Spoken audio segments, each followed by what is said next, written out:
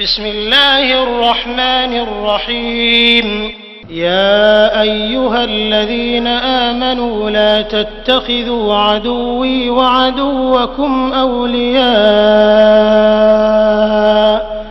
تلقون إليهم بالمودة وقد كفروا بما جاءكم من الحق يخرجون الرسول وإياكم أن تؤمنوا بالله ربكم إن كنتم خرجتم جهادا في سبيلي وابتغاء مرضاتي تسرون إليهم بالمودة وأنا أعلم بما أخفيتم وما أعلنتم ومن يفعله منكم فقد ضل سواء السبيل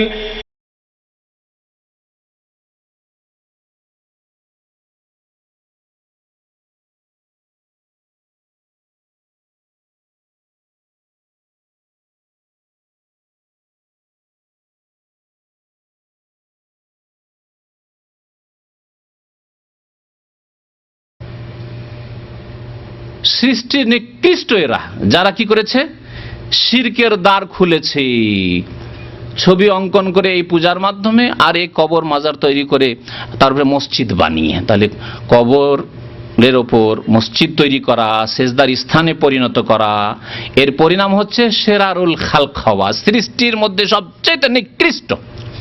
সৃষ্টির নিকৃষ্ট চিন্তা করুন তো দেখি, সৃষ্টির নিকৃষ্ট কি বলবেন? পায়খানার কীট সব সময় নাপাকিতে থাকে। আরে কুকুরে নাপাকি খেলে সব সময় নাপাকিতে ডুবে থাকে না, শুকুরে নাপাকি খেলে সব সময় নাপাকিতে ডুবে থাকে না, কিন্তু পায়খানার যে পোকাগুলি রয়েছে কলকল করে, এগুলি সব সময় নাপাকিতে থাকে। শেরারুল খালক, তার চাইতে নিকৃষ্ট যারা আল্লাহ ছাড়া অন্যের পূজা করে, আল্লাহ সৃষ্টি করলেন অন্যকে সেজদা করে, যারা কবর মাজার তৈরি করেছে, যারা প্রতিমা পুতুল তৈরি করেছে আর তার পূজা করেছে, উলাইকা শেরারুল খালক ইনদাল্লাহি। সহিহ বুখারীর হাদিস। সহিহ বুখারীতে এই হাদিসটি 3 জায়গায় রয়েছে, 427 নম্বর, 434 নম্বর, 3873 নম্বর।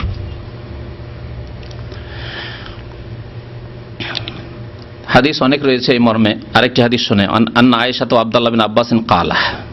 এই হাদিসটি আয়েশা রাদিয়াল্লাহু তাআলা এবং আব্দুল্লাহ বিন আব্বাস রাদিয়াল্লাহু তাআলা আনহু বর্ণনা করেছেন। লাম্মা নাযালা বি রাসূলিল্লাহি সাল্লাল্লাহু আলাইহি ওয়াসাল্লাম, নবী সাল্লাল্লাহু আলাইহি ওয়াসাল্লামের যখন ইন্তেকালের মুহূর্ত ঘনিয়ে আসলো, অসুস্থ হয়ে পড়েছেন মৃত্যুশয্যায়, তাফিকা ইয়াতরাহু খামিসাতান লাহু আলা ওয়াজহিহি, তখন অশান্তি অনুভব করছিলেন রাসূলুল্লাহ সাল্লাল্লাহু আলাইহি ওয়াসাল্লাম। মানুষ যখন অশান্তিতে থাকে তখন ছটপট করতে থাকে, মনে করে যে এই দিকে কাথলি হয়তো আরাম পাবো, আবার দেখছি এদিকেও আরাম পাচ্ছি না, তখন ওই দিকে হয়, একবার এরকম হয়, একবার ওইরকম হয়, একবার হয়তো এইরকম করছে, একবার ওইরকম করছে, পরেশান হয়ে যায় মানুষ।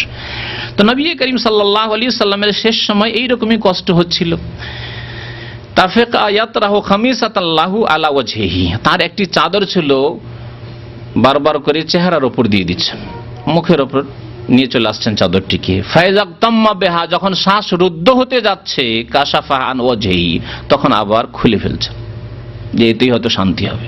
ভালো লাগছে না, আবার ঢাকছেন, এতে হয়তো শান্তি, ওতেও শান্তি হচ্ছে না। এই অবস্থা ছিল রাসূলুল্লাহ সাল্লাল্লাহু আলাইহি ওয়াসাল্লামের। তাহলে মওতের সময়, মওতের যন্ত্রণা, মৃত্যুর মুহূর্তের কষ্ট প্রত্যেকের হয়, রাসূলুল্লাহ সাল্লাল্লাহু আলাইহি ওয়াসাল্লামের হয়েছে। মুমিন ব্যক্তির, নেক ব্যক্তিরও হইতে পারে, এটি এমন কোনো দূরের কথা না। সাকারাতুল মওত, যে মৃত্যুর যন্ত্রণা সবার রয়েছে, এবং সৎ ব্যক্তির যদি যন্ত্রণা হয় তাহলে তাতে তার মর্যাদা উঁচু হবে, মনে রাখবেন। তার জন্য এটি আল্লাহ পাকের পক্ষ থেকে তাকে আরো উঁচু সম্মান দেওয়া হবে, সেই জন্য তার এই যন্ত্রণা হচ্ছে, মনে রাখবেন। আর যদি পাপিষ্ঠ লোকের হয় তাহলে তার আখিরাতের আযাবের সাথে পার্থিব আযাব শুরু হয়েছে, মনে রাখবেন। একটি কাজ সবার জন্য আযাব নাই, সৎ লোকের জন্য সেটি হচ্ছে শাহাদাত। আসমানি দুর্যোগ, কোন দুর্যোগে মারা গেল, ডুবে মারা গেল, আগুনের জ্বলে মারা গেল একজন সৎ ব্যক্তি, তাহলে সে শহীদ হলো। নবী সাল্লাল্লাহু আলাইহি ওয়াসাল্লাম বলেছেন, আল হারকু শাহীদুন, পানিতে ডুবে মারা গেল, আল গারকু শাহীদুন। কিন্তু একজন বেনামাজি, একজন বেদিন, একজন পাপিষ্ঠ এইভাবে মারা গেল, তার জন্য আযাব। লাহুম আযাবুন আলীমুন ফিদ দুনিয়া ওয়াল আখিরাহ, আল্লাহ পাক তাদের সম্পর্কে বলেছেন দুনিয়ারও আযাব রয়েছে আর তাদের আখিরাতেরও আযাব রয়েছে। তাহলে একই দৃষ্টিতে কখনো দেখবেন না। একজন সৎ মানুষ, সে অ্যাক্সিডেন্ট হলো, দুর্ঘটনা হলো, কোনো কিছু হলো, তাহলে জানতে হবে যে আল্লাহ পাক তার মর্যাদা উঁচু করতে চান। সামান্য কিছু ভুলভ্রান্তি থাকলে আল্লাহ পাক এখনই ওকে ক্লিন, পরিষ্কার করে গ্রহণ করতে চান। সুবহানাল্লাহ। পক্ষান্তরে একজন পাপিষ্ট হলে তার জন্য দুনিয়ারও আযাব, আখিরাতের আযাব, খাসিরাত দুনিয়া ওয়াল আখিরাহ। দুনিয়াও লস করলো আর আখিরাতও বরবাদ করলো। ফাকাল ওয়াহ কাযালিক। এই অশান্তির সময় মানুষ ত্রাহি নাফসি নাফসি করে, কি হবে কি হবে, আমার কথা চিন্তা করে। আর যদি চিন্তা করে একটু ফুরসত অবসর হয়, তাহলে আমার ছোট খাড়ু ছেলেমেয়েরা আছে, নাবালক ছেলেমেয়েরা আছে, এদের কি হবে, এতগুলি বিবি আছে, কি হবে আমাদের, এগুলি চিন্তা হয়, তাই না? না, রাসূলুল্লাহ সাল্লাল্লাহু আলাইহি ওয়াসাল্লাম না নিজের পরিবারের কথা চিন্তা করছেন, না ফাতেমার কথা চিন্তা করছেন, না হাসান হোসেন ছোট আছে তাদের কি হবে, হাই আফসোস করছেন, না। এই অবস্থায় কি বলছে, লানাতুল্লাহ, দিনের কথা চিন্তা করছেন। এই দিনের হেফাজত কি করে হবে, তাওহীদের হেফাজত কি করে হবে, মুসলিম জাতি মানব সকল কি করে সহি আকীদায় বিশ্বাসী হবে, ভ্রান্ত বিশ্বাস থেকে, শিরক কুফরি থেকে কি করে মুক্ত থাকবে, সতর্ক করছেন। বলছেন লানাতুল্লাহি আলাল ইয়াহুদি ওয়ান নাসারা, ইহুদি খ্রিস্টানদের উপর আল্লাহর অভিসম্পাত, লানত। লানত মানে আল্লাহর রহমত থেকে বঞ্চিত হওয়ার ঘোষণা। আল্লাহর পক্ষ থেকে লানত মানে আল্লাহর পক্ষ থেকে বঞ্চিত হওয়ার ঘোষণা। রাসূলুল্লাহ সাল্লাল্লাহু আলাইহি ওয়াসাল্লামের পক্ষ থেকে যদি হয় যে লানত রাসূলুল্লাহ করেছেন, মানে রাসূলুল্লাহ সাল্লাল্লাহু আলাইহি ওয়াসাল্লাম বদদুয়া দিচ্ছেন যে সেই ব্যক্তি আল্লাহর রহমত থেকে বঞ্চিত হোক। আর আল্লাহর লানতের কথা উল্লেখ করছেন নবী সাল্লাল্লাহু আলাইহি ওয়াসাল্লাম, অর্থাৎ আল্লাহর পক্ষ থেকে গায়বের খবর ওহী ভিত্তিক তিনি দিচ্ছেন যে আল্লাহ পাক তার রহমত থেকে বঞ্চিত করার ঘোষণা করেছেন। কাদেরকে? ইহুদি এবং খ্রিস্টানদেরকে। কেন? এই জন্য যে ইত্তাখাযু কুবুর আম্বিয়াহিম মাসাজিদা, তাদের নবীগণের কবরগুলিকে তারা সেজদার স্থানে পরিণত করেছে। নবীর কবরের চারিদিকে সেজদা করেছে, নবীর কবরের ওপর মসজিদ তৈরি করেছে, ইবাদত বন্দেগী শুরু করেছে ওখানে। কবরস্থান ইবাদত বন্দেগীর জায়গা নয়, কবরস্থান বা কোনো কবরের জায়গা ইবাদত বন্দেগীর জায়গা নয়। ইউহাজ্জিরু মা সানাউ। তারপরে মা আয়েশা রাদিয়াল্লাহু তাআলা আনহা এবং ইবনে আব্বাস রাদিয়াল্লাহু তাআলা আনহুমা যে রিওয়ায়াত করেছেন, বলছেন যে উদ্দেশ্য কি, নবী সাল্লাল্লাহু আলাইহি ওয়াসাল্লাম শেষ মুহূর্তে অশান্তি বোধ করছেন, আর সেই সময় বলছেন যে ইহুদি খ্রিস্টানদের উপর লানত হোক, শুধু একটা সংবাদ দিচ্ছেন, ইতিহাস উল্লেখ করছেন ইহুদি খ্রিস্টানদের প্রাচীন ইতিহাস এইরকম না, এই উদ্দেশ্য নয়। বা কোন জাতির উপর লানতের শুধু ঘোষণা করছেন না, তাও নয়। বদদুয়া দিচ্ছেন, তাও নয়। ইউহাজ্জিরু মা সানাউ, ইহুদি খ্রিস্টানরা যে পাপ করেছে, যে শিরক করেছে, যে কুফরি করেছে, এই শিরক কুফরি থেকে উম্মতে মুহাম্মাদিয়াকে সতর্ক করছেন। ইউহাজ্জিরু, তাহযীর মানে সতর্ক করা। আজকাল যে দেখবেন যেগুলো জায়গায় লেখা আছে সাবধান, যেখানে হয়তো বিদ্যুৎ আছে, হ্যাঁ, মানুষের সর্বনাশ হতে পারে, সেখানে তাহযীর, সতর্ক, সাবধান। সাবধান করেছেন রাসূলুল্লাহ সাল্লাল্লাহু আলাইহি ওয়াসাল্লাম, খবরদার তোমরা এরকম কাজ করিও না, কবরের উপর মসজিদ তৈরি করিও না, আর মসজিদের ভিতরে কবর দিও না। বুখারী শরীফ, মুসলিম শরীফের হাদিস নম্বর 435। আবু হুরায়রা রাদিয়াল্লাহু তাআলা আরেকটি হাদিস বর্ণনা করেছেন যে আন্না রাসূলুল্লাহ সাল্লাল্লাহু আলাইহি ওয়াসাল্লাম রাসূলুল্লাহ সাল্লাল্লাহু আলাইহি ওয়াসাল্লাম ইরশাদ করেছেন, কাতালাল্লাহুল ইয়াহুদ, ইহুদিদেরকে আল্লাহ ধ্বংস করুক। কাতালা মানে ধ্বংস করা, কাতালা মানে ধ্বংস, আল্লাহ সর্বনাশ করুক ইহুদিদের। কেন? ইত্তাখাযু কুবুর আম্বিয়াহিম মাসাজিদা, তাদের নবীগণের কবরগুলিকে সেজদার স্থানে পরিণত করেছে। সহিহ বুখারী শরীফের হাদিস। মা আয়েশা রাদিয়াল্লাহু তাআলা আরো একটি হাদিস বর্ণনা করেছেন, কালা ফি মারাজিহিল্লাযী মাতা ফিহি, বলছেন কি নবী সাল্লাল্লাহু আলাইহি ওয়াসাল্লাম সম্পর্কে মা আয়েশা রাদিয়াল্লাহু তাআলা, ভালো করে শুনুন, ফি মারাজিহি, সেই অসুস্থতাই, আল্লাযী মাতা ফিহি, যাতে নবী সাল্লাল্লাহু আলাইহি ওয়াসাল্লামের কি হয়েছে, কি হয়েছে, মাতা ফিহি, মৃত্যু হয়েছে, মওত হয়েছে। মাতা ইয়ামুতু মাউতান। বিদাতি মৌলভী সাহেবদেরকে বিশেষ করে আমি সম্বোধন করছি যে আল্লাহর নবী সাল্লাল্লাহু আলাইহি ওয়াসাল্লামের সম্পর্কে মা আয়েশা কি বলছেন, মাতা ফিহি।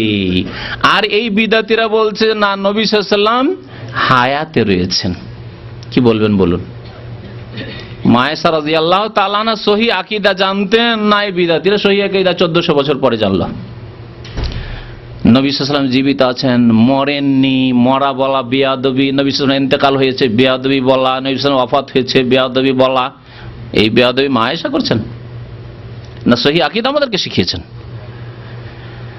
বলুন, যদি কোন ব্যক্তি সাহাবাই কেরামরা যে বিশ্বাস রাখতেন সেই বিশ্বাসের অন্য বিশ্বাস রাখে না, ওই বিশ্বাস রাখি না, মা আয়েশা যে বিশ্বাস রাখে ওই বিশ্বাস আমি রাখি না, সে মুসলিম থাকবে? একমত ইনশাআল্লাহ তাআলা। কারণ আল্লাহ পাক কোরআনে কারীমে বলেছেন ফাইন আমানু বিমিসলি মা আমানতুম বিহি, সূরা বাকারায় আল্লাহ পাক ইরশাদ করেছেন তারা যদি ঈমান নিয়ে আসে, মানে পরবর্তী লোকেরা, আমাদের সম্পর্কে বলছেন, সাহাবাই কেরামের পরের জামানা সম্পর্কে বলা হচ্ছে, তাবেঈনদের থেকে শুরু করে কিয়ামত পর্যন্ত যত মানুষ আসবে তারা যদি ঈমান নিয়ে আসে বিমিসলি মা আমানতুম বিহি, তোমরা যেমন ঈমান নিয়ে এসেছো হে রাসূল মুহাম্মদ সাল্লাল্লাহু আলাইহি ওয়াসাল্লাম, হে আবু বকর ওমর, হে সাহাবাই কেরাম, তোমরা যেমন ঈমান নিয়ে এসেছো ওই রকম যদি তারা ঈমান নিয়ে আসে ফাকাদ ইহতাদাউ, তাহলে হিদায়াত পাবে। হে আয়েশা, তোমরা যেমন ঈমান নিয়ে এসেছো, উম্মে সালামা, উম্মে হাবিবা, তোমরা যেমন ঈমান নিয়ে এসেছো সেই রকম ঈমান যদি তারা নিয়ে আসে, সেই রকম বিশ্বাস করে, তাহলেই তারা হিদায়াত পাবে।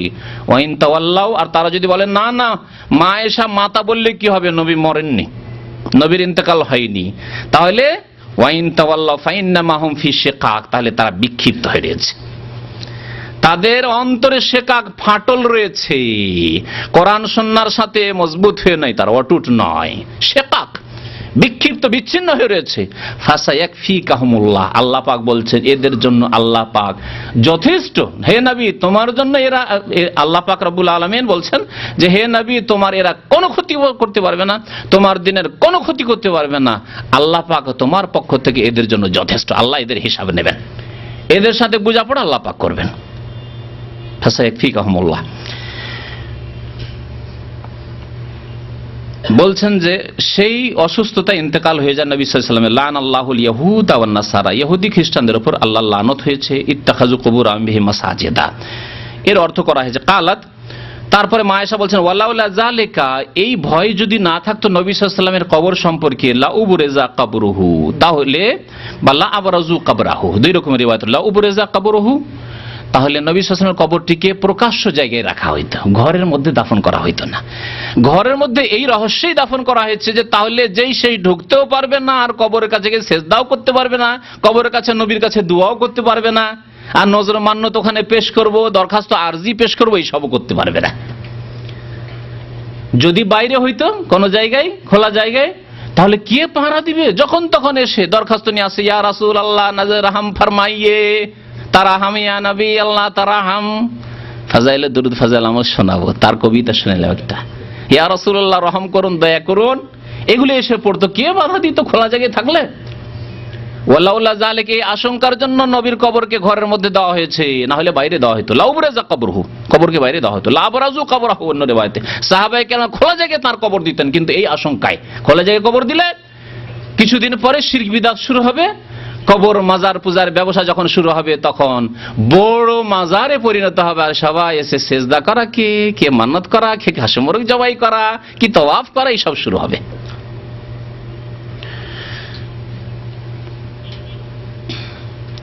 গায়রা আন্নাহু খুশিয়া আন ইউত্তাখাযা মসজিদান, আশঙ্কা এই করা হয়েছিল যে নবীর কবরকে যাতে মসজিদ না বানিয়ে না হয়, এমন না হয় যে কোনো শাসক আসবে, কোনো প্রভাবশালী লোকেরা আসবে, পয়সার লোকেরা আসবে, পয়সা আছে, নবীর কবর উপর মসজিদ তৈরি করা হোক, এই ভয়ে ঘরের মধ্যে কবর দেওয়া হয়েছে। আলহামদুলিল্লাহ 1400 বছর ইতিহাসে ঘর তখনও ছিল, এখনো ওই ঘর হয়ে আছে। কার ঘর? মা আয়েশা রাদিয়াল্লাহু তাআলা আনহার ঘর, নবী সাল্লাল্লাহু আলাইহি ওয়াসাল্লামের ছোট বিবির ঘর, ওই ঘরেই দাফন হয়েছে, ওই ঘর ঘরই আছে, কোন একদিনের জন্য সেই ঘরের মধ্যে কোনো নামাজ হয়নি।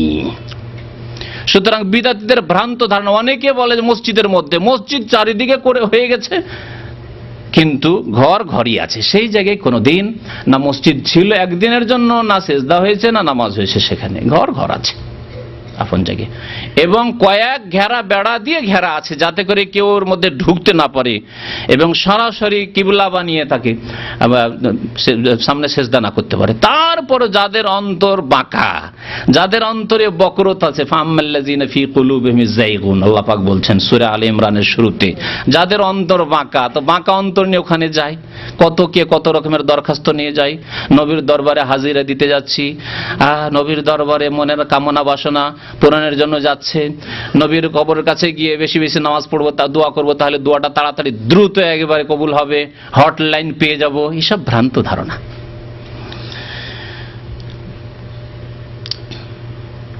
জুনদুব রাদিয়াল্লাহু তাআলা আনহু বর্ণনা করেছেন সামিআতু নবী সাল্লাল্লাহু আলাইহি ওয়াসাল্লাম ইয়াকুলু ক্বাবলা আন ইয়ামুতা বি50। নবী সাল্লাল্লাহু আলাইহি ওয়াসাল্লামের ইন্তেকালের 5 দিন আগে, এখানে দেখেন সামিআতু নবী সাল্লাল্লাহু আলাইহি ওয়াসাল্লাম, আমি নবী সাল্লাল্লাহু আলাইহি ওয়াসাল্লামের কাছে শুনেছি ক্বাবলা আন ইয়ামুতা বি50, তার মওতের ইন্তেকালের 5 দিন পূর্বে। ক্বাবলা আন ইয়ামুতা ওখানে পড়লেন মাতা, আর এখানে ইয়ামুতু, ওটা মাজির সেগা ছিল, পাস্ট টেন্স ছিল, এটা হচ্ছে ইয়ামুতু। তার ইন্তেকালের 5 দিন পূর্বে আমি শুনেছি ওয়াহুয়া ইয়াকুলু, তিনি সাল্লাল্লাহু আলাইহি সাল্লাম ইরশাদ করছিলেন, ইন্নী আবরাউ ইলাল্লাহ আন ইয়াকুনা লি মিনকুম খলিল, আমি সম্পর্ক ছেদের ঘোষণা করছি যে আমার আল্লাহ ছাড়া কেউ খলিল অন্তরঙ্গ বন্ধু নেই। আমি কারো সাথে অন্তরঙ্গ বন্ধুত্বর কথা বলছি না, বরং এই ঘোষণা করছি যে আমার কোনো বন্ধুত্ব নেই কারো সাথে অন্তরঙ্গ বন্ধুত্ব। খলিল এমনি বন্ধু আলাদা, সাদিক বা রফিক এগুলো হচ্ছে বন্ধু, এমনি বন্ধু, কিন্তু খলিল মানে হচ্ছে অন্তরঙ্গ বন্ধু, যার ভালোবাসা হাড়ে হাড়ে সেরায় সেরায় গোশতের বিভিন্ন অংশে ঢুকে পড়েছে। এইরকম বন্ধুত্ব ভালোবাসাকে বলে খলিল। নবী সাল্লাল্লাহু বলছেন আমার একমাত্র খলিল, ফাইনাল্লাহ তাআলা কাদ ইত্তাখাযানি খলিলা, কারণ আল্লাহ পাক আমাকে অন্তরঙ্গ বন্ধু খলিল বানিয়েছেন। কামা ইত্তাখাযা ইব্রাহিমা খলিলা, যেমন ইব্রাহিম আলাইহিস সালামকে অন্তরঙ্গ বন্ধু বানিয়েছেন। ওয়ালাউ কুনতু মুত্তাখিযান মিন উম্মতি খলিলা, আমার উম্মতের কাউকে যদি আমি অন্তরঙ্গ বন্ধু হিসাবে গ্রহণ করতাম তাহলে লাত্তাখাযতু আবু বকরিন খলিলা, তাহলে আবু বকর সিদ্দিক রাদিয়াল্লাহু তাআলা আনহুকে আমি অন্তরঙ্গ বন্ধু হিসাবে গ্রহণ করতাম। কারণ বাল্য জীবনের বন্ধু, বড় হয়েও বন্ধু, সারা জীবনের বন্ধু, সেই যুগের ইসলাম আসার পূর্বেরও বন্ধু, ইসলাম আসার সাথে সাথেই বন্ধু, হ্যাঁ, সুখেরও বন্ধু, দুঃখেরও বন্ধু, সোর পাহাড়ের গুহারও বন্ধু, সব জায়গার বন্ধু। আল্লাহ শুনে রাখো তারপরে কি বলছেন, ওয়া আন্না মান কানা ক্বাবলাকুম কানু ইয়াত্তাখিযুনাল কুবুরা মাসাজিদ, তোমাদের পূর্বে যে সব জাতি ছিল, আমাদের পূর্বে কোন জাতি ছিল? ইহুদি খ্রিস্টান। মূসা আলাইহিস সালামের অনুসারী তো তারা নয়, অনুসরণ প্রথম যুগে করেছে, তারপরে তারাই বিভ্রান্ত হয়ে গেছে কবর পূজারীদের মতো। যেমন নবী সাল্লাল্লাহু আলাইহি ওয়াসাল্লাম উম্মতের দাবিদার কবর পূজারীরা, তারা বিভ্রান্ত হয়ে গেছে। ওই রকম মূসা আলাইহিস সালামের উম্মত ছিল তারা, তারপরে এইরকম বিভ্রান্ত হয়ে গেছে। ওই রকম ঈসা আলাইহিস সালামের অনুসারী আর খাঁটি অনুসারী নেই, সব বিভ্রান্ত হয়ে গেছে আজকালকার কবর পূজারীদের মতো, যারা নবী সাল্লাল্লাহু আলাইহি ওয়াসাল্লামের অনুসরণ থেকে বিভ্রান্ত হয়েছে। তোমাদের পূর্বের জাতি যারা ছিল, ইয়াত্তাখিযুনা কুবুরা আম্বিয়াইহিম ওয়া সালিহিহিম মাসাজিদা, তারা তাদের নবীগণের কবর এবং নেক লোকদের, ওলিদের কবর কে মসজিদ বানিয়ে নিয়েছিল। ফালা, সাবধান, ফালা তাত্তাখিযুল কুবুরা মাসাজিদা, তোমরা কবরগুলিকে সেজদার স্থানে পরিণত করিও না। ওয়া ইন্নী আনহাকুম আন যালিকা, আমি তোমাদেরকে এই রকম পাপ থেকে, অন্যায় থেকে নিষেধ করছি, খবরদার এরকম কাজ করবে না। ইন্নী আনহাকুম আন যালিকা, কত সুন্দর স্পষ্ট কথা, আমি তোমাদেরকে নিষেধ করছি, খবরদার মসজিদের ওপর, মসজিদের ভিতরে কবর দেবে না, কবরের উপর মসজিদ বানাবে না, মসজিদ কবরের পাশে সেজদা করবে না, সবগুলি অর্থ এতে শামিল। মসজিদকে কিবলা বানাবে না, মসজিদকে, কবরকে কিবলা বানাবে না, কবরকে সামনে করে তোমরা নামাজ পড়বে না, এই সবগুলি অর্থ এতে শামিল রয়েছে। ইন্নী আনহাকুম আন যালিকা, মুসলিম শরীফের হাদিস, হাদিস নম্বর 1216। আবু উবাইদা রাদিয়াল্লাহু তাআলা আনহু বর্ণনা করেছেন, আখিরু মা তাকাল্লামা বিহি নবী সাল্লাল্লাহু আলাইহি ওয়াসাল্লাম, সর্বশেষ যে বাণীটি ছিল রাসূলুল্লাহ সাল্লাল্লাহু আলাইহি ওয়াসাল্লামের, সর্বশেষ বাণী কি ছিল? আখরিজু ইয়াহুদা আহলিল হিজাজ ওয়া আহলান নাজরান মিন জাজিরাতিল আরব, হেজাজের ইহুদিদেরকে আর নাজরানের খ্রিস্টানদেরকে মিন জাজিরাতিল আরব, জাজিরা আরব থেকে, আরব উপদ্বীপ থেকে বের করে দাও। ওসিয়ত ছিল যেদেরকে রাখবে না এখানে।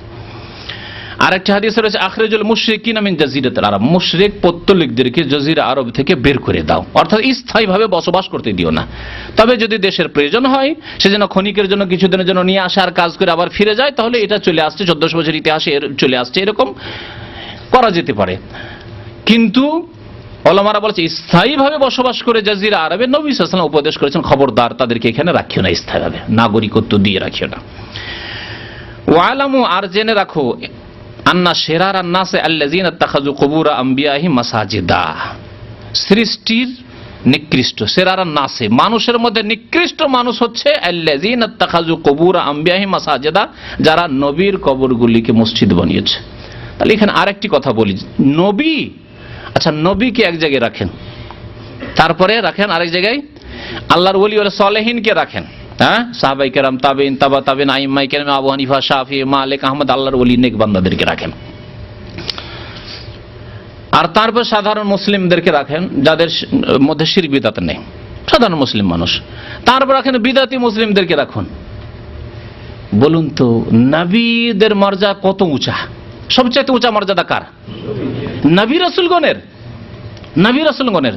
তো নবী রাসূলের কবরের ওপর মসজিদ তৈরি করায়, নবী রাসূলের কবরের পাশে সিজদা করায়, নবী রাসূলের কবরের কবরগুলিকে মসজিদে করায় যদি লানত হয়ে থাকে, যদি লানত হয়ে থাকে, তাহলে নবী ছাড়া অন্যদের কবর, যদিও তারা ইমাম সাহেব হোক আর আল্লামা হোক আর বড় আলেম হোক, ইমাম আবু হানিফা, শাফি, মালিক, আহমদি হোক না কেন, কেউ হোক না কেন, মুহাদ্দিসিন হোক না কেন, তাহলে কি অবস্থা হইতে পারে?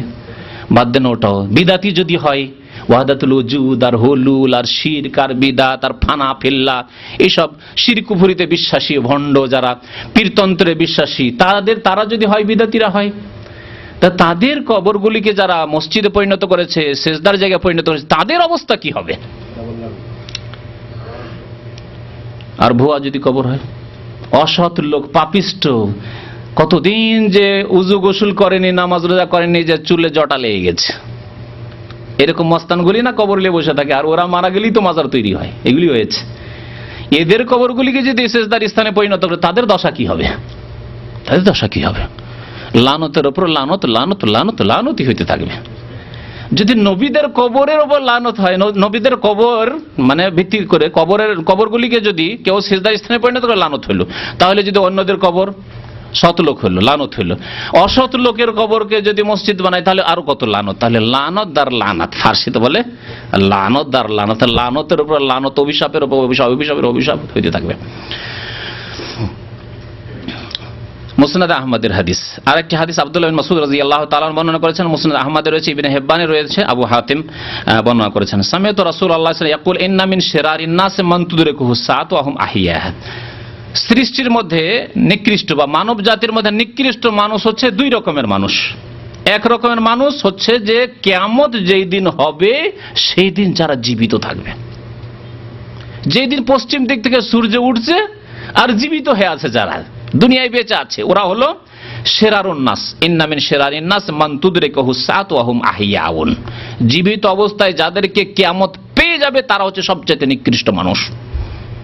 কেন? তাহলে সেদিন কি নামাজি লোক থাকবে না পৃথিবীতে? নেক লোক থাকবে না? হালাল খাওয়া লোক থাকবে না? থাকবে না। কিয়ামত যেই দিন সূর্য পশ্চিম দিক থেকে উঠতে যাবে, তার আগে হাদিসে রয়েছে যে একটি সুন্দর বাতাস প্রবাহিত হবে, আরামদায়ক বাতাস। সেই বাতাসে যত মুমিন মুমিনাত হবে, তাদের আত্মাগুলি সব কবজ হয়ে যাবে, সব মারা যাবে, দুনিয়া থেকে বিদায় নেবে। আর শুধু ফাসিক, কাফের, লম্পট, বেদিন এরাই থেকে যাবে। অধ্যায় কায়েম করেছেন আইম্মায়ে কেরামরা, তিরমিজিতে রয়েছে, বুখারী শরীফে রয়েছে, বাবু লা তাকুমুস সাআতু ইল্লা আলা শিরারিল খালকি। এই অধ্যায় হচ্ছে এই সম্পর্কে যে কিয়ামত কায়েমই হবে না, একমাত্র কায়েম হবে কার উপর? শিরারুল খালক, সৃষ্টির যারা নিকৃষ্ট তাদের উপর কিয়ামত কায়েম হবে। তাহলে কিয়ামতের যে কষ্ট, সেই কষ্ট মুমিন মুমিনাত পাবে না, তার আগেই মুমিন মুমিনাত দুনিয়া থেকে বিদায় নেবে, আরাম পেয়ে যাবে। আর দ্বিতীয় নিকৃষ্ট মানুষ অমাইয়াত্তাখিযুল কুবুরা মাসাজিদা, যারা কবরগুলিকে সেজদার স্থানে পরিণত করে, তারা হচ্ছে নিকৃষ্ট মানুষ, তারা হচ্ছে নিকৃষ্ট মানুষ। কবর সম্পর্কে বাড়াবাড়ি করা সতর্ক করেছেন নবী করিম সাল্লাল্লাহু আলাইহি ওয়াসাল্লাম, এবং দোয়া করেছেন আল্লাহ পাকের কাছে, আল্লাহ, কিছু লোকেরা কবর নিয়ে বাড়াবাড়ি করবে, আল্লাহ ওদের থেকে আমার কবরকে বাঁচিয়ে রাখি। আন আবি হুরায়রা আনিন নবী সাল্লাল্লাহু আলাইহি ওয়াসাল্লাম قال, নবী করিম সাল্লাল্লাহু আলাইহি ওয়াসাল্লাম ইরশাদ করেছেন, আবু হুরায়রা রাদিয়াল্লাহু তাআলা আনহু হাদিসটি বর্ণনা করেছেন, আল্লাহুম্মা লা তাজআল কবরি ওয়াসনা। হে আল্লাহ, দোয়া করেছেন নবী করিম সাল্লাল্লাহু আলাইহি ওয়াসাল্লাম, হে আল্লাহ, আমার কবরকে তুমি ওয়াসানে পরিণত করিও না। ওয়াসান মানে পূজার বস্তুতে পরিণত করিও না। ওয়াসান, ওয়াসান আর সানাম, এই দুইটি শব্দ। সানাম, সানামের জামা হচ্ছে আসনাম। ইব্রাহিম আলাইহিস সালামের ঘটনা কোরআনে কারিমে যেখানে উল্লেখ করা হয়েছে, সেখানে বলা হয়েছে আসনামান আলিহা। তারা আসনাম মানে প্রতিমা, পুতুলের তারা পূজা করত। এক পূজা হচ্ছে আল্লাহ ছাড়া অন্যের পূজা হচ্ছে সান্নাম মানে মূর্তি। মূর্তি, প্রতিমা, পুতুলের পূজা। আর এক হচ্ছে ওয়াসান। ওয়াসান মানে যে কোনো বস্তুর পূজা, সে প্রতিমার আকারে হোক অথবা গাছের আকারে হোক, পাথর হোক, হ্যাঁ, কোন ঘর বাড়ি হোক, আর নদী নালায় হোক, গঙ্গা হোক, আর যমুনা হোক, আর গাভী হোক, আর কবর মাজার হোক, জি, বাবার জুতা হোক, কদমে রসুল হোক, হ্যাঁ, বা হজরত বাল হোক, মুয়ে মোবারক, যেমন কাশ্মীরে আছে। কাশ্মীরে যে বেশ কিছুদিন আগে যে একটা ঘটনা ঘটেছিল না, কি বলা, হজরত বাল মসজিদ। হজরত বাল মসজিদের ইতিহাস হচ্ছে যে বাল মানে হচ্ছে চুল, আর কবর পূজারীদের ধারণা যে ওখানে নবী করিম সাল্লাল্লাহু আলাইহি সাল্লামের মুয়ে মোবারক, বুঝেন তো ফার্সি ভাষা, মুয়ে মোবারক মানে চুল মোবারক, মুবারক চুল ওখানে চলে গেছে। আরব দেশে কোথাও থাকলো না, সুদূর কাশ্মীরে নবীর কি পৌঁছে গেছে, চুল পৌঁছে গেছে। ওই রকমই কদমে রসুল, গোটা সৌদি আরব কোথাও কদমে রসুল পাওয়া যায় না। নবী সাল্লাল্লাহু আলাইহি ওয়াসাল্লাম এত হেঁটেছেন, কোথাও নবী সাল্লাল্লাহু আলাইহি ওয়াসাল্লামের পায়ের নিশানা পাওয়া যায় না, কিন্তু চিটাগাঙে পৌঁছে গেছে। আর আমি আর একটি মাদ্রাসা শিক্ষকতা করতাম এখানে আসার আগে কিশোরগঞ্জে, ওখানে একটি জায়গা আছে কবর পূজারীদের, ওখানে কয়েকটা মাজার আছে, আর ওই জায়গাটির নামই হচ্ছে কদমে রসুল। আরে ভারতে জিন্দেগিতে নবী সাল্লাল্লাহু আলাইহি ওয়াসাল্লাম যাননি। কোন সাহাবী গেছেন কিনা সন্দেহের বিষয়, হ্যাঁ, দুই একজন ছাড়া মনে হয়, বা কয়েকজন ছাড়া। তাহলে আশ্চর্য কথা যে কি করে কদমে রসুল সেখানে পৌঁছে গেল। ওরা বলবেন না না না, নবী সাল্লাল্লাহু আলাইহি ওয়াসাল্লাম এই পাথরখানে কবর পা রেখেছিলেন মদিনায়, আর ওখান থেকে আমরা উঠিয়ে নিয়ে চলে এসেছি। মাশাআল্লাহ। হ্যাঁ, মদিনার লোকেরা নিজের বাড়ি থেকে উঠিয়ে রাখতে পারলো না, মক্কার লোকেরা ওই পাথরগুলিকে উঠিয়ে রাখতে পারলো না যেখানে নবী সাল্লাল্লাহু আলাইহি ওয়াসাল্লাম কদমে মোবারক রেখেছেন। আর চিটাগাঙের লোকেরা মাশাআল্লাহ, হয়তো তাদের ইমানের বয়স, ইসলামের বয়স 500 বছরই হবে, নয় 700 বছরই হবে, 800 বছর কি 1000-এর বেশি তো যাবেই না হয়তো, হ্যাঁ। আর তারা উঠিয়ে নিয়ে চলে গেছে কদমে রসুল। ভারতের লোকেরা কদমে রসুল উঠিয়ে নিয়ে চলে গেছে ভারতে কদমে রসুল, বাংলাদেশে কদমে রসুল। এসব শিরক, এসব শিরকের স্থান, এসব বাড়াবাড়ি করে এগুলোকে কি বলা হয়েছে, ওয়াসান বলা হয়েছে। ওয়াসান, তাহলে ওয়াসান শব্দটি আম একটু ব্যাপক, প্রতিমা পুতুলের পূজাও শামিল, কবর মাজার নদী নালা যা কিছুর পূজা হচ্ছে শামিল। এমনকি কবর মাজারের আশেপাশে যেসব জানালা আছে, জানালাতে তেনা বাঁধে, তেনাপির বলে ওটাকে। তেনাপির শুনেছেন? আছে আমাদের এলাকায় দেখেছি, তেনাপির আছে। তেনা বেঁধে দিয়ে চলে আসে, মনের আশা পূরণ হয়ে যাবে, বেশি কিছু চাইতে হবে না, তেনা বেঁধে আসলে। আর একটা আছে, আমার এক ওস্তাদ বলতেন, ঢেলা পীরের খুব ওয়াজ করতেন উনি, ওয়াইজ ছিলেন আমার এক ওস্তাদ, ভালো ওস্তাদ। তো ঢেলা পীরের ওয়াজ করতেন। ঢেলা পীর মানে ঢেল মারতে হয় বাস। তো একবার এক জলসায় গেছিলাম, তো রাস্তায় দেখছি একটা গাছের তলে অনেক ঢেল জমা হয়ে আছে, একবারে পালালি গাছে ঢেলার। তো এলাকার লোক জিজ্ঞাসা করলাম, তখন গরুর গাড়িতে বক্তাদের যাতায়াত গ্রামে গঞ্জে গরুর গাড়িতে হইতো। তো গরুর গাড়িতে আসছি, দেখছি যে এত ঢেলা কেন উঁচা হয়ে আছে। জিজ্ঞাসা করলো, বলছে এইটা ঢেলা পীরের আস্তানা, ঢেলা পীরের দরবার, ঢেলা পীরের দরবার শরীফ, সবগুলি শরীফ। এইগুলি হচ্ছে ওয়াসান। ওয়াসান আল্লাহ ছাড়া যারই পূজা হয়েছে, যে কোনো ব্যক্তির হোক আর বস্তুর হোক, সেগুলি হচ্ছে ওয়াসান। নবী করিম সাল্লাল্লাহু আলাইহি ওয়াসাল্লাম দোয়া করেছেন, আল্লাহুম্মা লা তাজআল কবরি ওয়াসানান ইউবাদ, আল্লাহ আমার কবরকে ওয়াসান, পূজার বস্তুতে পরিণত করে দিও না, যেন কেউ কবরের পূজা না করতে পারে আমার। যার ইবাদত হবে, পূজা হবে। লানাল্লাহু কওমান ইত্তাখাযু কুবুর আম্বিয়াহিম মাসাজিদা, আল্লাহর লানত হয়েছে ওই জাতির ওপর যারা নবীদের কবরগুলিকে সেজদার স্থানে পরিণত করেছে, ওয়াসানে পরিণত করেছে, পূজার বস্তুতে পরিণত করেছে। মুসনাদ আহমদের হাদিস। আতা বিন ইয়াসার রাদিয়াল্লাহু রাহমাতুল্লাহি আলাইহি তাবেঈ, তিনি বর্ণনা করেছেন, আন্না রাসূলুল্লাহ সাল্লাল্লাহু আলাইহি ওয়াসাল্লাম قال اللهم لا تجعل قبري وثنا يعبد, আল্লাহ আমার কবরকে ওয়াসানে পরিণত করিও না যে যার পূজা করতে পারি। ইশতাদ্দা গাযাবুল্লাহ আলা কওমি, অতিরিক্ত এই আছে, ইশতাদ্দা গাযাবুল্লাহ আলা কওমিন, সেই জাতির উপর আল্লাহর চরম ক্রোধ হয়েছে, রাগ হয়েছে।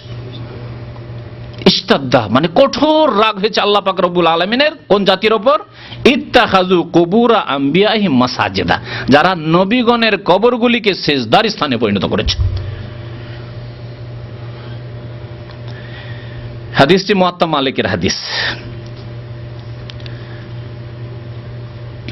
কবরের সম্পর্কে আরেকটি বাড়াবাড়ি, যেটি শিরকের রাস্তা, তা হচ্ছে কবরের উপর ঘর নির্মাণ। মসজিদ তৈরি করলো না, কিন্তু এমনি ঘর তৈরি করেছে, গম্বুজ। আর প্রায় যেগুলিকে মাজার বানা হয়েছে, মসজিদ না হইলেও গম্বুজ বানানো আছে, বা ঘর, তারপরে বিল্ডিং তৈরি করে দিয়েছে, ঘর তৈরি করে দিয়েছে, আস্তানা। নবী করিম সাল্লাল্লাহু আলাইহি ওয়াসাল্লাম নিষেধ করেছেন। কারণ এটি হচ্ছে শিরকের রাস্তা। এইভাবে ধীরে ধীরে শিরক শুরু হয়েছে। আন জাবিরিন ক্বালা নাহা রাসূলুল্লাহ সাল্লাল্লাহু আলাইহি ওয়াসাল্লাম আন ইউজাসসাসাল কবর। জাবির রাদিয়াল্লাহু তাআলা বর্ণনা করছেন যে রাসূলুল্লাহ সাল্লাল্লাহু আলাইহি ওয়াসাল্লাম নিষেধ করেছেন কবরকে পাকা করতে, কবরকে বাঁধতে নিষেধ করেছেন। ওয়া ইউকআদা আলাইহি, কবরের পাশে অবস্থান করতে, বসে থাকতেও নিষেধ করেছেন। কবরের ওপরে বা কবর পাশে বসে থাকবেন মুজাবির হয়ে, মুজাবির বলে ওদেরকে, যে মস্তানগুলি বসে থাকে ওদের নিষেধ করেছেন। ওয়া ইউবনা আলাইহি, এবং তারপর বিল্ডিং বানাতেও নিষেধ করেছেন। পাকা করাও নিষেধ করলে তাহলে তিনটি নিষেধ আসলো। একটা হচ্ছে কবরকে চুনকাম করা, যেটা বলা হয় জাসসাসাত, হচ্ছে চুনকাম করা, তাহলে পাকা করা নিষেধ করা হইল। তারপরে বসা, সেখানে বসে থাকা না, দোয়া করবেন, দোয়া করে চলে আসেন আপনি মাইয়েতের জন্য, তার জন্য দোয়া করেন, নিজের জন্য নয়। নিজের জন্য দোয়া করার জন্য আল্লাহর ঘর মসজিদ আছে, নিজের বাড়ি আছে। কবর ওয়ালার জন্য দোয়া করুন, দোয়া করে ফিরে আসেন। বসে থাকা সেখানে নিষেধ করা হইল। ঘর বাড়ি বিল্ডিং তৈরি করা আইয়ুবনা আলাইহি, তাও নিষেধ করা হইল। মুসলিম শরীফের হাদিস। কবর যদি বেশি উঁচা করে কেউ তৈরি করে, যতগুলি মাজারের পূজা হচ্ছে সেগুলি আধা হাতের বেশি উঁচা। নবী করিম সাল্লাল্লাহু আলাইহি ওয়াসাল্লাম বলেছেন আধা হাতের বেশি কোনো কবর উঁচা থাকবে না। যদি কোনো উঁচা কবর থাকে তার সাথে কি আচরণ করতে হবে শুনুন। কোনো কবর যদি পাকা থাকে তার সাথে আমাদের ফরজ দায়িত্ব কি করণীয় তা শুনুন। আবুল হাইয়াজ আল আসাদি রাহমাতুল্লাহ আলাইহি, আলী ইবনে আবি তালেব রাদিয়াল্লাহু তাআলা আনহু ছাত্র তাবেঈ, তিনি বলছেন কালা কালালি আলী ইবনে আবি তালেব, আমাকে আমার ওস্তাদ আলী ইবনে আবি তালেব রাদিয়াল্লাহু তাআলা আনহু, নবী করিম সাল্লাল্লাহু আলাইহি ওয়াসাল্লামের প্রিয় জামাই, প্রিয় ভাই, চাচাতো ভাই, চতুর্থ খলিফায়ে রাশেদ, হাসান হোসেনের পিতা, ফাতেমা রাদিয়াল্লাহু তাআলা স্বামী রাদিয়াল্লাহু তাআলা আনহুম আজমাইন বলছেন আলা আবআসুকা আলা মা বাসানি আলাইহি রাসূলুল্লাহ সাল্লাল্লাহু আলাইহি ওয়াসাল্লাম, তোমাকে কি এমন একটি গুরু দায়িত্ব দিয়ে পাঠাবো যে গুরু দায়িত্ব দিয়ে আমাকে রাসূলুল্লাহ সাল্লাল্লাহু আলাইহি ওয়াসাল্লাম একদিন পাঠিয়েছিলেন। তোমাকে একটি বড় দায়িত্ব দেব যেটা পালন করতে হবে, যেই দায়িত্ব আমাকে একদিন রাসূলুল্লাহ সাল্লাল্লাহু আলাইহি ওয়াসাল্লাম দিয়েছিলেন। কি? দুইটি কাজ। আল্লাহ তাদা তিমসালান ইল্লা তামাসতাহু, কোন ছবি যদি পাও বা কোন মূর্তি যদি পাও তা নিশ্চিহ্ন করে দেবে। ছবি থাকে ছিঁড়ে ফেলে দাও, ভেঙে ফেলে দাও, হ্যাঁ, মূর্তি তৈরি করতে ভেঙে ফেলে দাও, নিশ্চিহ্ন করে দাও, তামাসতাহু, মুছে ফেলো। ওয়ালা কবরান মুশরিফান, আর যদি কোনো উঁচা কবর পাও, উঁচা হয়ে আছে, মাজারগুলি কত উঁচা করা আছে, কমপক্ষে এক হাত 1.5 হাত উঁচা করে পাকা করে বাঁধা আছে, বুকের উপরে একেবারে এত ভারী পাথর চাপা আছে যে আল্লাহ জানে বেচারাকে কত কষ্ট হচ্ছে। ওয়ালা কবরান মুশরিফান, উঁচা কবর যদি পাও ইল্লা সাওয়াইতাহু, তাহলে তাকে বরাবর করে দেবে। সাওয়া মানে বরাবর করে দেওয়া, লেভেল করে দেবে। লেভেল করে দেওয়ার মানে ওই হাদিসকে সামনে রাখতে, যে হাদিসে বলা হয়েছে যে শিবির মানে আধা হাত উঁচা থাকবে কবর, এই আধা হাত উঁচা থাকবে এবং কাঁচা থাকবে, পাকা নয়। আধা হাত উঁচা মাটি নতুন কবর উপর থাকবে, তারপরে বসে যাবে, আর উঁচা করার প্রয়োজন নেই। পুরনো হয়ে গেছে, বসে গেছে, নেমে গেছে, আর উঁচা করা আর প্রয়োজন নেই, বরং জায়েজও নেই। দরকার নেই যে নতুন বারবার করে আসবেন আর আমার আব্বার কবরটাকে একটু উঁচা করি, আধা হাত উঁচা করি, না। প্রথম যখন কবর, নতুন কবর দিলেন তখন আধা হাত উঁচা করে রাখবেন মাটিটা। মুসনাদ আহমদের হাদিস আর সহিহ মুসলিমের হাদিস। বলুন রাসূলুল্লাহ সাল্লাল্লাহু আলাইহি ওয়াসাল্লামের আদেশ কি, উপদেশ কি কবর সম্পর্কে? আলী রাদিয়াল্লাহু তাআলা আনহুর উপদেশ কি কবর সম্পর্কে? উঁচা কবর দেখলে, পাকা কবর দেখলে ভেঙে ফেলে দিয়ে বরাবর করে দাও, সমতল করে দাও, সমতল করে দাও। এই দায়িত্ব কে পালন করবে? রাসূলুল্লাহ সাল্লাল্লাহু আলাইহি ওয়াসাল্লাম যেমন আল্লাহ পাক তাকে ক্ষমতা দিয়েছিলেন তিনি পালন করেছেন, আলী রাদিয়াল্লাহু তাআলা আনহুকে ক্ষমতা দিয়েছেন, খলিফা হয়েছিলেন তিনি পালন করেছেন। সুতরাং সরকারদেরকে বলবো তাদের দায়িত্ব হচ্ছে দেশে যত পাকা কবর রয়েছে, যেসব কবরে আল্লাহ ছাড়ার পূজা হচ্ছে, সেজদা হচ্ছে, শিরক হচ্ছে, কুফরি হচ্ছে, সেসব কবরগুলিকে সমতল করে দাও, সাধারণ কবরে পরিণত করা। আর যাতে চিনতেও না পারে যে কোথায় কার কবর আছে। যেমন অন্য অন্য লোকের বাবা মায়ের কবর আছে, আত্মীয় স্বজনের কবর আছে, কবরস্থান আছে, এটিও কবরস্থান, এইরকম কবরস্থান হবে যাতে শিরকের রাস্তা আবার 25-50 বছর পরে আবার বিদাতি সরকার আসলো, শিরক কুফরির বাজার আবার গরম করে দিল, এমনটা না হয়, যাতে চিনতে না পারে যে কোথায় কার কবর আছে। চেনা জরুরি নয় যে কার কোথায় কবর আছে। তারপরে মহিলাদের জিয়ারত কবরের হারাম, লানত করেছেন রাসূলুল্লাহ সাল্লাল্লাহু আলাইহি সাল্লাম। আর এই মাজারগুলিতে সংখ্যা যদি গণে দেখেন পুরুষের চাইতে মহিলাদের সংখ্যা বেশি হবে। আমি তেনা বাঁধা পীর যে দেখলাম নিজামুদ্দিন আউলিয়া, নিজামুদ্দিন আউলিয়ার কবর কথা বলছি, সেখানে গেলাম দেখতে তামাশা। সেখানে তবলিগি হেড সেন্টারও আছে দিল্লিতে, আর পাশে একবারে পাশাপাশি ওখানেই নিজামুদ্দিন আউলিয়ার কবর, ওখানে পূজা হচ্ছে। তো মহিলাদের সংখ্যা সবচেয়ে বেশি যারা তেনা নেকড়া বাঁধছে জালিতে, অবস্থা। আর তার মধ্যে আবার যদি দেখা যায় যে হিন্দু আর শিখ, দেখেও চেনা যাচ্ছে এগুলি হিন্দু শিখ, কি বলছে ওটাকে সিঁদুর লাগিয়ে আছে, অথবা শিখদের দেখলে বোঝা যাচ্ছে যে দাড়ি মোজ দেখে বোঝা যাচ্ছে শিখদের সংখ্যা আর হিন্দুদের সংখ্যা মুসলিম চাইতে কম না, কারণ ধর্ম একই। লাকুম দিনুকুম ওয়ালিয়া দিন নাই, কুল্লু দিন সাওয়া সাওয়া। বুঝতে পেরেছেন? আল্লাহ তো কোরআন বলছে লাকুম দিনুকুম ওয়ালিয়া, তোমাদের দিন তোমরা করো, আমরা আমাদের দিন করছি। ওটাও না, বলছে যে এই কবর মাজার পূজার ধর্ম একবারে সাওয়া সাওয়া, কোনো অসুবিধা নেই। দুর্গার পূজা আর দরগার পূজা, আমরা দরগায় আসো না, আমাদের কাছে তোমরা আসো, তোমাদের কাছে আমরা যাব। এই হলো কবর মাজার পূজারীদের অবস্থা। আমার চোখে দেখা গল্প করছি আপনার সামনে। নবী সাল্লাল্লাহু আলাইহি ওয়াসাল্লাম কি বলেছেন? ইবনে আব্বাস রাদিয়াল্লাহু তাআলা আনহুমা বর্ণনা করেছেন, লানা রাসূলুল্লাহ সাল্লাল্লাহু আলাইহি ওয়াসাল্লাম, আল্লাহ রাসূল সাল্লাল্লাহু আলাইহি ওয়াসাল্লাম লানত করেছেন, মানে অভিশাপ দিয়েছেন, আল্লাহর রহমত থেকে বঞ্চিত হোক ওই মহিলারা, জায়রাতিল কবুর, যেসব মহিলারা কবর জিয়ারত করতে যায়, ওয়াল মুত্তাখিযিনা আলাইহাল মাসাজিদা, আর যারা কবরের উপর মসজিদ তৈরি করে তাদের উপর লানত হোক। 2 3 নম্বর হচ্ছে ওয়াসুরজা, আর যারা কবরে বাতি জ্বালায়, আগরবাতি মোমবাতি জ্বালায়, আলোকিত করে, ওই শবে বরাতের দিন কবরস্থানকে আলোকিত করে দেয়, তাদের উপর রাসূলুল্লাহ সাল্লাল্লাহু আলাইহি ওয়াসাল্লামের লানত রয়েছে। দেখলেন কবর সম্পর্কে রাসূলুল্লাহ সাল্লাল্লাহু আলাইহি ওয়াসাল্লামের তালিম, রাসূলুল্লাহ সাল্লাল্লাহু আলাইহি ওয়াসাল্লামের আদর্শ শিক্ষা। কবর জিয়ারত মহিলাদের জন্য চলবে না, বরং লানত হবে, নেকি তো হবে না, লানত হইতে থাকবে, আল্লাহর রহমত থেকে বঞ্চিত হবে। যারা মসজিদ বানায় বা সিজদার স্থানে পরিণত করে তাদের উপর লানত হচ্ছে, তা তো এর আগে অনেক হাদিস শুনলেন। আর যারা বাতি টাতি জ্বালায়, আলোকিত করে কবরস্থান কিংবা মাজার কি, তাদের উপরও রাসূলুল্লাহ সাল্লাল্লাহু আলাইহি ওয়াসাল্লামের লানত রয়েছে। আবু দাউদের হাদিস, তিরমিজির হাদিস, আর হাদিসটি হাসান। শেষ একটি হাদিস দিয়ে শেষ করছি। আবু হুরায়রা রাদিয়াল্লাহু তাআলা আনহু বর্ণনা করেছেন, ক্বালা রাসূলুল্লাহ সাল্লাল্লাহু আলাইহি ওয়াসাল্লাম, লা তাত্তাখিযু বুয়ুতাকুম কুবুরা, তোমরা তোমাদের বাড়িগুলিকে কবরে পরিণত করিও না, তোমরা তোমাদের বাড়িগুলিকে কবরে পরিণত করিও না। এর অর্থ কি? একটি অর্থ হচ্ছে যে তোমাদের বাড়িতে কবর দিও না, ঘরে ঘরে কবর দিও না। আব্বা মারা গেছে, দূরে আর কোথায় দিতে যাব, মায়ের ঘরে কবরটা দিয়ে দিই। রাসূলুল্লাহ সাল্লাল্লাহু আলাইহি ওয়াসাল্লাম হয়েছে তো আমি অসুবিধা কি, আমার আব্বার কবরটা মায়ের ঘরে দিয়ে দিই? না, এরকম করবেন না। বাড়ির পাশে ভিটের মাটিতে পাশে কবর দিয়ে, আজকে কত লোক মাসলা জিজ্ঞেস করতে আসে, কালকে 2 জন লোক এসছে, এরকম 2 জন লোক এই মাসলা জিজ্ঞেস করতে। কবর হয়ে গেছে আমার পুকুরের চারিদিকে, এক ভাই জিজ্ঞেস করছে, আর এখন ওই কবরগুলি রাখতে পারছে না, এখন ভিটে মাটি করতে হবে। মসজিদের পাশে কবর, এখন মসজিদ বড় করতে হবে, এখন কবর কি করব, ভিটে মাটির পাশে কেন করলেন এইরকম? আরে এখন প্রশ্ন কেন, এই বিদাতি কাজ কেন করবেন? কবরস্থানে কবর দেন আলাদা করে, ভিটে মাটি থেকে দূরে, যাতে করে এমন না হয় যে 25-50 বছরের মধ্যে কবর জানছি আর তার উপরে আমাকে বাস করতে হচ্ছে, আমার ছেলে মেয়েদেরকে বসবাস করাইতে হচ্ছে, ছেলের রুম তৈরি করতে হচ্ছে।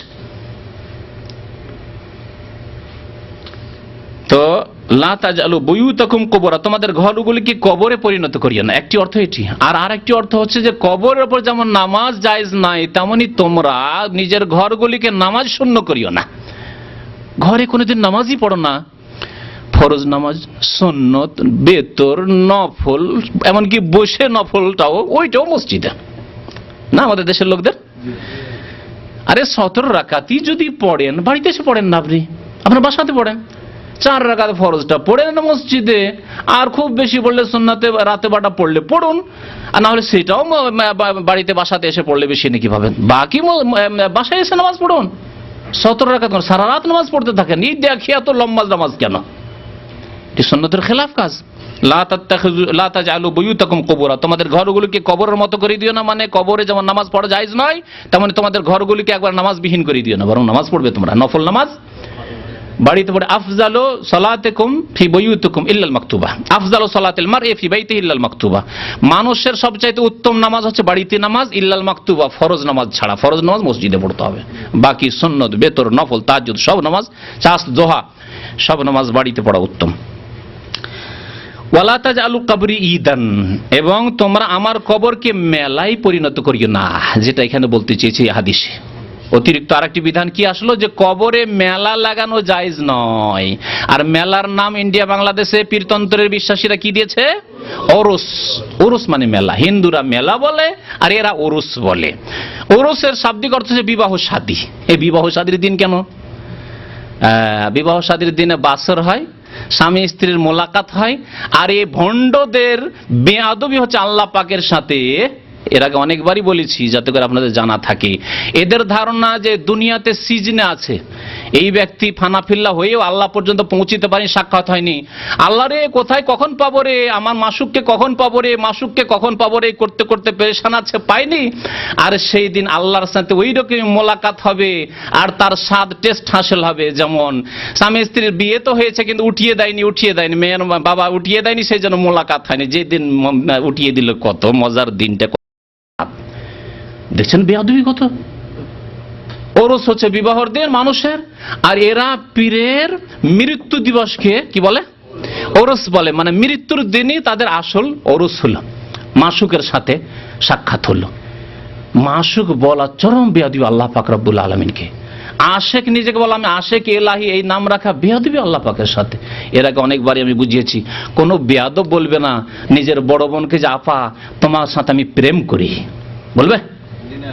জুতা খাবে। উর্দু ভাষীদেরকে বলছি, বা উর্দু ভাষা যারা বুঝেন, বাঙালিদের মধ্যে অনেকে উর্দু ভাষা বুঝেন বা প্রায় বুঝেন, मैं आपसे इश्क करता हूं যদি বলেন নিজের বড় বোনকে, ছোট বোনকে, অথবা নিজের মা খালাকে বলতে পারবেন, मैं आपसे मेरा आपसे इश्क है, মানে আপনার সাথে আমার প্রেম হয়েছে। তাহলে প্রেমটা এই ক্ষেত্রে চলে না, কি চলে? মহাব্বত চলে। আল্লাহ পাক মহাব্বতের কথা যেন উল্লেখ করেছে, সাফ সুতরা পরিষ্কার পরিচ্ছন্ন ভাষা আল্লাহ পাক উল্লেখ করেছেন, ভালোবাসা। কিন্তু আপনি ইশক করবেন, আর ওই ইশক হচ্ছে সেই জন্য ওরুস, এই ওরুসের মেলা নবী সাল্লাল্লাহু আলাইহি ওয়াসাল্লাম নিষেধ করেছেন। শাহজালালের জীবনী পড়ছিলাম কয়েকদিন আগে, বেশ কিছুদিন হলো।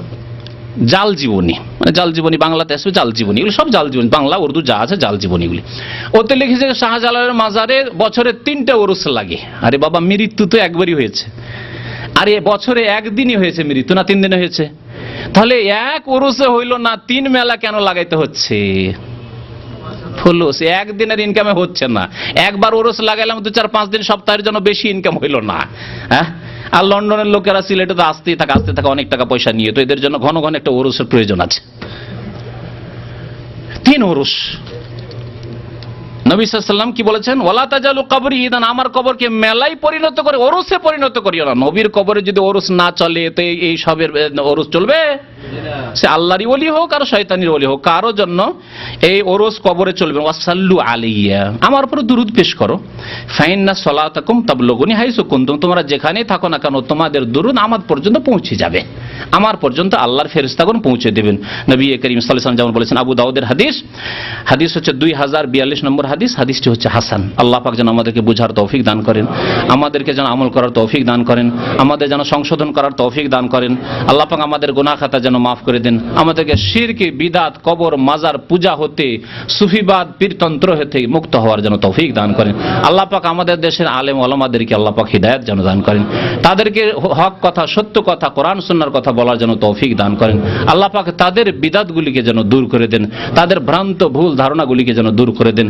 কোরআন সুন্নাহকে আমাদেরকে মজবুত করে ধারণ করার জন্য আল্লাহ পাক তৌফিক দান করেন।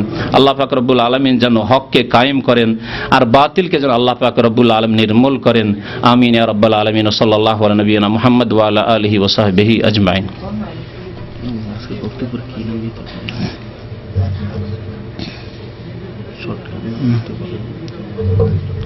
কবর মাজার, আচ্ছা ঠিক আছে, চিন্তা করে পরে বল। আরেকটি কথা বলে দিই, যদি এর আগে অনেকবারই বলা হয়েছে, আমাদের দেশে আরেকটি বিদাতি ভাষা হচ্ছে কবর সম্পর্কে, যে কবরকে 3 ভাগে ভাগ করা হয়েছে, তাই না? কবরকে 3 ভাগে ভাগ করা হয়েছে। নবীর কবরকে রওজা বলবে। জাহিল বিদাতিরা না, সাধারণ মানুষ না, ইংরেজি বাংলা শিক্ষিত ডাক্তার ইঞ্জিনিয়ার না, কে? হযরত মাওলানা আর অমুক বক্তা সাহেব, তারা যদি রওজা বলে নবী সাল্লাল্লাহু আলাইহি ওয়াসাল্লামের কবরকে, কোন হাদিস আছে? একটু আগে হাদিস শোনালাম, তখন বলতে ভুলে গেছি আমি। ওয়ালাউলা যালিকা, যদি আশঙ্কা না থাকতো যে নবীর কবরকেও তারা কি সিজদার স্থানে পরিণত করবে, তাহলে লাউব রেজা কবরুহু, তার কবরকে কি করা হইতো? খোলা জায়গায় রাখা হইতো। হাদিসে কি আসলো? রওজাতুহু, রওজাতুহু আসলো না, আসলো কবরহু, তার কবরকে। সুতরাং নবী সাল্লাল্লাহু আলাইহি ওয়াসাল্লামের কবর কবর। আচ্ছা, যেই কবরগুলি পাকা, শাহজালাল, আটরসি, ভান্ডারি, আপনার খাজা মঈনুদ্দিন চিশতি, আর যেসব পাকা কবর আছে, জিলানি, এইসব কবরকে কি বলে? মাজার। কোথায় পেলেন এই ভাষাগুলি? হ্যাঁ, আল্লাহ নবীর কবরকে সাহাবারা বলছেন কবরহু, আর এগুলি মাজার হয়ে গেল? এগুলি জিয়ারতের স্থান আর ওগুলি জিয়ারতের জায়গা নয়? আরে গরিব গরিব মানুষ, গ্রামের যারা মারা গেছে যারা, তাদেরকে জিয়ারত করেন, ওগুলো জিয়ারত করেন, ওদেরকে কিছু নেকি পৌঁছান। আর কবর জিয়ারতে যেতে হবে তাদেরকে কিছু দেওয়ার জন্য, তাদের কাছ থেকে নেওয়ার জন্য নয়, মনে রাখবেন। তাহলে সবগুলি কবর, সাধারণ মানুষের কবরও কবর, আর যারা আল্লাহর নেক বান্দা তাদের কবরগুলিও কবর, মাজার নয়। আর নবী সাল্লাল্লাহু আলাইহি ওয়াসাল্লামের কবরও কবর, সবগুলিকে কবর বলতে হবে। এটি হচ্ছে শরীয়তি ভাষা, শিরক মুক্ত ভাষা, বিদআত মুক্ত ভাষা। হ্যাঁ, আমাকে ভাই কিছু ধার দেন তো, দেবে? একটা জীবিত মানুষ দিতে পারবে না? কবরে যাওয়া লোক শহীদ দিতে পারবে? সৈয়দনা হামজা দিতে পারবে? যদি যান ওহদে গিয়ে মাল সামান কিনলেন, অনেক ভারী হয়ে গেছে, বলেন সৈয়দনা হামজা আপনি তো সৈয়দুশ শুহাদা, এই উম্মতের সবচেয়ে শ্রেষ্ঠ, আপনি শহীদ, আমার বোঝাটা একটু উঠিয়ে দেন, দিবে? তাহলে এই জীবন কেমন জীবন? আল্লাহ বলছে ওয়ালাকিন লা তাশউরুন, তবে তোমরা তার অনুভূতি রাখো না, বুঝো না যে কেমন তাদেরকে জীবন দেওয়া হয়েছে। এই জীবনের নাম হচ্ছে হায়াতুন বারজাখিয়া, পরলৌকিক জীবন, পরলৌকিক জীবন। এই বিষয়টি বোঝানোর জন্য, হয়তো নতুন ব্যক্তি প্রশ্ন করেছেন, এই বিষয়টি বোঝানোর জন্য আমি কয়েকটি জীবনের কথা বলেছি। মায়ের পেটের জীবন, একটা বাচ্চা 10 মাস মায়ের পেটে আছে, ও নিজের অবস্থায় আছে, ও কিন্তু আমাদের মতো নয়, ঠিক না? আমাদেরকে যদি এরকম বস্তায় ভরে দেওয়া হয়, মায়ের পেট তো দূরের কথা, একটা যদি বস্তায়, শুধু চাউলের বস্তাগুলি ওতে ভরে দেওয়া হয়, হ্যাঁ, একটা ছোট রুমেই যদি রাখা হয়, তাহলে শেষ, ঠিক না? ও 10 মাসও বাচ্চা থাকছে, তাহলে বাচ্চা মায়ের পেটে আছে, ওর জীবন, ওরও জীবন আছে, রুহ আছে, ওর রুহ দেওয়া হয়ে গেছে 120 দিনে, রুহ আছে, আর আপনারও আছে, কিন্তু আপনি তো থাকতে পারছেন না এরকম। তা আপনার জীবন ওর জীবন চাইতে ভিন্ন। ওই রকম আমাদের দুনিয়ার জীবন আর কবরের জীবন, কবরের জীবন আর দুনিয়ার জীবন ভিন্ন। এই জন্য আল্লাহ বলছে ওই জীবনে যে শহীদরা তাদের হায়াতে রয়েছেন, সেই হায়াত সম্পর্কে তোমাদের কোনো উপলব্ধি নেই, বুঝতে পারবে না সেটা।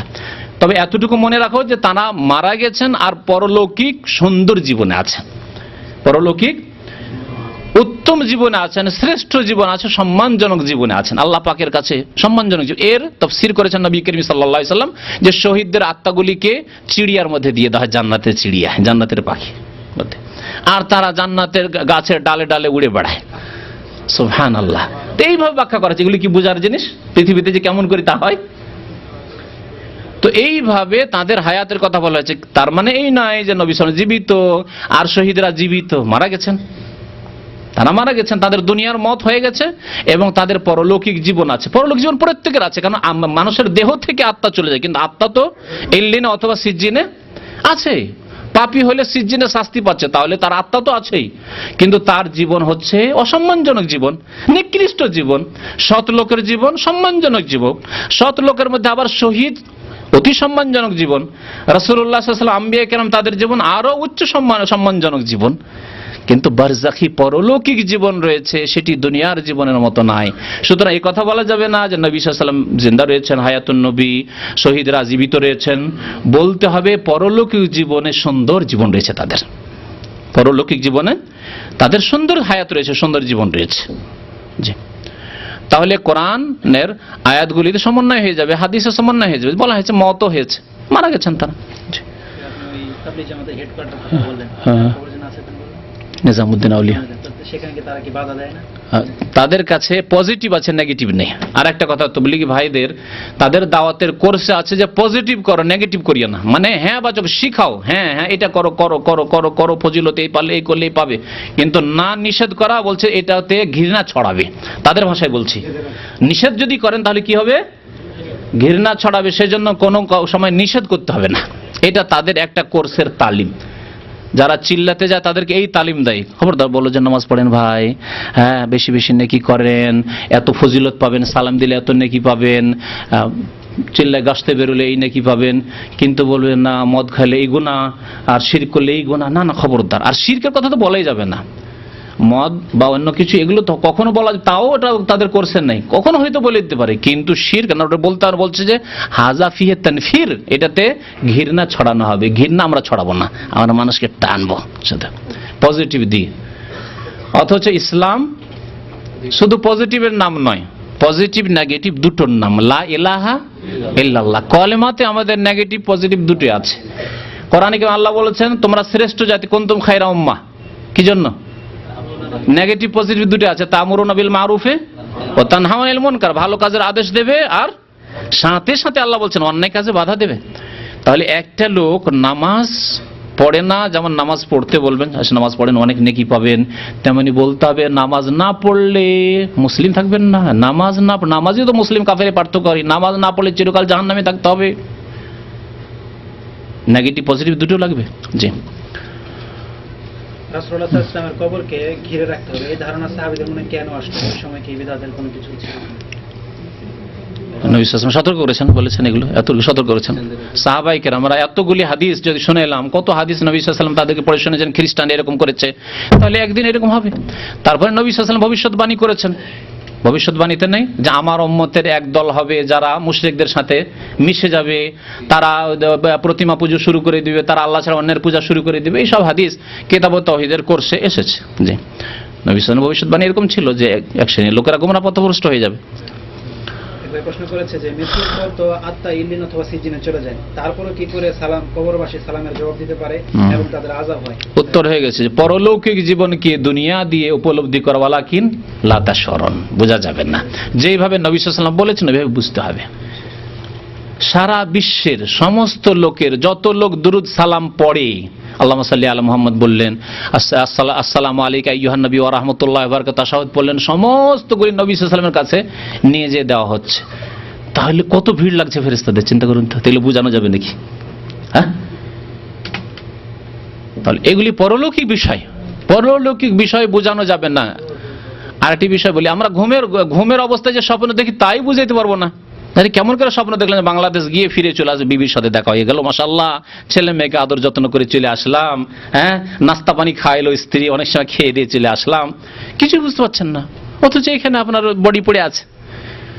দুনিয়ার আমরা ঘুমের অবস্থায় বুঝতে পারি না। আল্লামা শাহ ওয়ালিউল্লাহ মুহাদ্দিস দেহলভী এই ঘুমের অবস্থা দিয়ে কবরের জীবনটাকে বোঝাবার অনেকটা চেষ্টা করেছেন উনি, তার কিতাব হুজ্জাতুল বালিগায়। অনেক সময় হয়ে গেছে।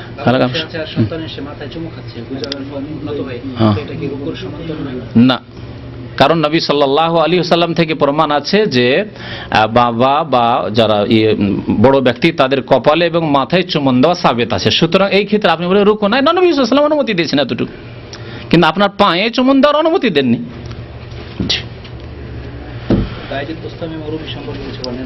নবী সাল্লাল্লাহু আলাইহি সাল্লামের যখন ইন্তেকাল হয়ে গেল, তখন আবু বকর সিদ্দিক রাদিয়াল্লাহু তাআলা আনহু আসলেন। আসার পরে দেখলেন যে শায়িত অবস্থায়, জি, নবী সাল্লাল্লাহু দেহ এবং এই হিবরি চাদর দিয়ে ঢাকা, সেই অবস্থায় চাদরটা উঠালেন মুখমণ্ডল থেকে আর কপালে চুমন দিলেন। তাহলে তাতে তো অবশ্যই যুক্ত হয়েছে, কিন্তু আবু বকর সিদ্দিক রাদিয়াল্লাহু তাআলা করেছেন, নবী সাল্লাল্লাহু আলাইহি সাল্লাম থেকে তার কাছে প্রমাণ ছিল যে এইরকম চুমন দেওয়া সাবিত রয়েছে বড়দেরকে কপালে এবং মাথায়। যতটুকু আছে তাতে থাকতে আপনাদের অসুবিধাটা কি? অসুবিধা হচ্ছে যে আগে যে বলেছি আমি জুমা মসজিদে, যে আপনাদের বেশি লবণ ঝাল খাওয়া অভ্যাস হয়ে গেছে, মানে বেশি বিদাত করা অভ্যাস হয়ে গেছে, পায়ে চুমন দেওয়া অভ্যাস হয়ে গেছে। এখন মাথায় কি করে ফিরে আসি?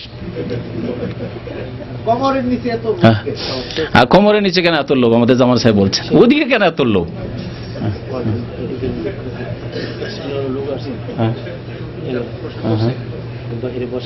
কি জন্য?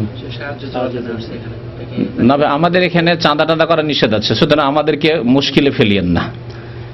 এখন এখানে সৌদি আরবে যে আইন কানুন, তাতে চাঁদা করা নিষেধ আছে। আমি আমার ব্যক্তিগত বলছি, আমার সাইন করা আছে যে আমি অঙ্গীকার করছি যে এখানে আমার জানা মতে কোনো চাঁদা হবে না। কথা বুঝতে পেরেছেন? সুতরাং আল্লাহর ওয়াস্তে যদি আপনাকে সাহায্য চাইতে হয়, ইসলামিক সেন্টারের মধ্যে ডাইরেক্টরের নিচে বসবে, এসা পরে মাগরিব পরে তাদের কাছে গিয়ে বলবেন যে আমি গরিব মানুষ, আমার অ্যাক্সিডেন্ট হয়েছে, আমাকে যাকাত থেকে হেল্প করেন। হইতে পারে আপনাকে 1000 2000 দিয়ে দিতে পারে, একসাথে পেয়ে গেলেন। আর খামাকে 1 রিয়াল 2 রিয়াল 3 রিয়াল করে জমা করবেন না, বা 200 রিয়াল জমা হবে না, আর অনেককে মুসিবতে ফেলবেন, ঠিক না? সুতরাং আমাদেরকে আইন কানুন মেনে চলতে হবে যাতে আমাদের কারো সমস্যা না হয়। আজকাল চাঁদা অনেক সময় ভুল পথে চলে যাচ্ছে, চাঁদা করা হচ্ছে ভালো নাম দিয়ে, কিন্তু ভুল দিকে চলে যাচ্ছে, যার ফলে চাঁদার উপর এখানে বাধাটা সৃষ্টি হয়েছে।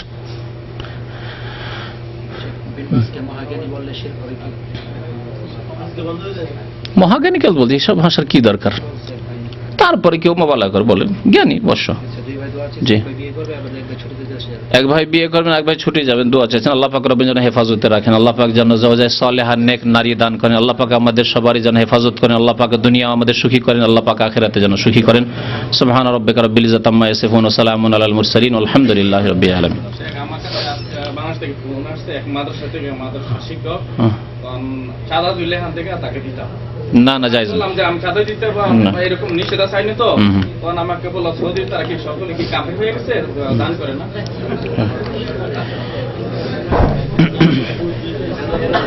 ওদের বলেন যে সৌদি আরবে তো আলহামদুলিল্লাহ এক একজনে এক একটা মসজিদ দিচ্ছে, বাংলাদেশে দেখাও যে একজনে একটা মসজিদ তৈরি করেছে বিনা চাঁদা উঠিয়ে, একটা মসজিদ দেখাও।